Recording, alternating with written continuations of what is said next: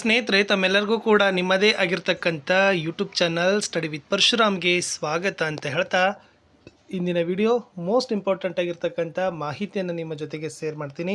So already ಥಂಬ್ನೇಲನ್ನು ನೋಡಿರ್ಬೋದು. So ದ್ವಿತೀಯ PUCಯ ವಾರ್ಷಿಕ ಪರೀಕ್ಷೆ 2025ರಲ್ಲಿ ಪರೀಕ್ಷೆ 1ರ ಫಲಿತಾಂಶ ಯಾವಾಗ ಅಂತ ಒಂದು 5 ದಿನದ ಹಿಂದೆ ತುಂಬಾ ಗಾಳಿ ಸುದ್ದಿ ಇದ್ದಿತ್ತು.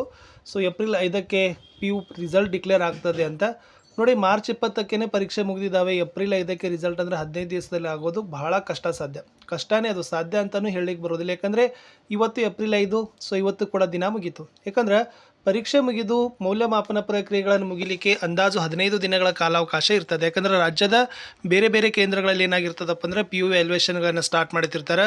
ಮತ್ತು ಕೆಲವೊಂದು ವಿಷಯಗಳು ಬೇಗ ಆಗ್ತಾವೆ, ಕೆಲವೊಂದು ವಿಷಯಗಳು ವಿಶೇಷವಾಗಿ ಸೈನ್ಸ್ ಸಬ್ಜೆಕ್ಟ್ದು ಇನ್ನೂ ಆಗ್ತಾ ಇದ್ದಾವೆ, ಇಂಗ್ಲೀಷ್ದು ಕೂಡ. ಸೊ ಇವಾಗೇನೋ ಮುಗ್ದಿದೆ ಅಂತ ಸುದ್ದಿ ಇದೆ. ಹಾಗಾದರೆ ಏಪ್ರಿಲ್ 5ಕ್ಕೆ ಬರ್ತಿತ್ತು ಅಂತಕ್ಕಂಥ ಗಾಳಿ ಸುದ್ದಿ ಇತ್ತು. ಆ ಗಾಳಿ ಸುದ್ದಿನೂ ಕೂಡ ಏಪ್ರಿಲ್ 5 ಮುಗೀತು. ಹಾಗಾದರೆ ಇನ್ನು ಯಾವಾಗ ರಿಸಲ್ಟ್ ಬರ್ತದೆ? ಸೊ ವಿಶೇಷವಾಗಿ ಪರೀಕ್ಷೆ ಮುಗಿದ 8ರಿಂದ 10 ದಿನಗಳಲ್ಲಿ ಸಂಪೂರ್ಣವಾಗಿ ಗಣಕೀಕರಣ ಆಗಬೇಕು, ಕಂಪ್ಯೂಟರೈಸ್ಡ್ ಆಗಬೇಕು.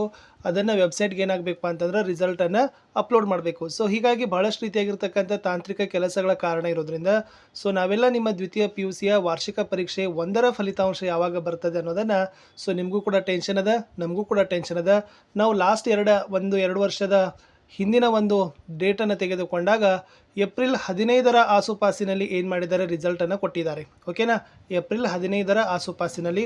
ಸೊ ಈ ವರ್ಷವೂ ಕೂಡ ಸ್ನೇಹಿತರೆ ಖಂಡಿತವಾಗಿ ನಾವೇನು ಹೇಳ್ಬೋದು ಅಂದರೆ ಮುಂದಿನ ವಾರ ಅಥವಾ ಆಚೆ ಅಂತ ಹೇಳ್ಬೋದು. ಏಪ್ರಿಲ್ 15ರ ಆಸುಪಾಸಿನಲ್ಲಿ ಖಂಡಿತವಾಗಿ ದ್ವಿತೀಯ PUC ವಾರ್ಷಿಕ ಪರೀಕ್ಷೆ 1ರ ಫಲಿತಾಂಶ ಬರುವ ದಟ್ಟ ನಿರೀಕ್ಷೆ ಭಾಳಷ್ಟು ನಿಚ್ಚಳವಾಗಿದೆ. ಸೊ ಮತ್ತೆ ಇಲಾಖೆಯಿಂದ ಏನಾದರೂ ಮಂಡಳಿಯಿಂದ ಮಾಹಿತಿಗಳನ್ನು ಕೊಟ್ಟರೆ ಮತ್ತೆ ನಾನು ನಿಮ್ಗೆ ಹೇಳ್ತೀನಿ. ಬಟ್ ಇವತ್ತಂತೂ ರಿಸಲ್ಟ್ ಬರೋದಿಲ್ಲ. ಸೊ ಖಂಡಿತವಾಗಿ ಬರೋಕ್ಕಿಂತ ಮುಂಚೆ ಭಾಳಷ್ಟು ರೀತಿಯಾಗಿರ್ತಕ್ಕಂಥ ಪ್ರಕ್ರಿಯೆ ಆಗಬೇಕು, ಇನ್ನೂ ದಿನಗಳು ಬೇಕು, ಇನ್ನೂ ಕೆಲಸ ಕಾರ್ಯಗಳು ನಡೀತಾ ಇದೆ. ಸೊ ಹಾಗಾಗಿ ನಾವೇನು ಹೇಳ್ಬೋದು ಅಂದರೆ ಏಪ್ರಿಲ್ 15ರ ಆಸುಪಾಸಿನಲ್ಲಿ ನಿಮ್ಮ ರಿಸಲ್ಟ್ ಬರ್ತಕ್ಕಂಥ ಸಾಧ್ಯತೆ ತುಂಬ ನಿಚ್ಚಳವಾಗಿದೆ ಅಂತ ಹೇಳ್ತಾ, ಇನ್ನು ರಿಸಲ್ಟ್ ಬರೋದಿಲ್ಲ, ಒಟ್ಟು ಅಪ್ಸೆಟ್ ಮಾಡ್ಕೊಳ್ಳಿಕ್ಕೆ ಹೋಗಬೇಡಿ.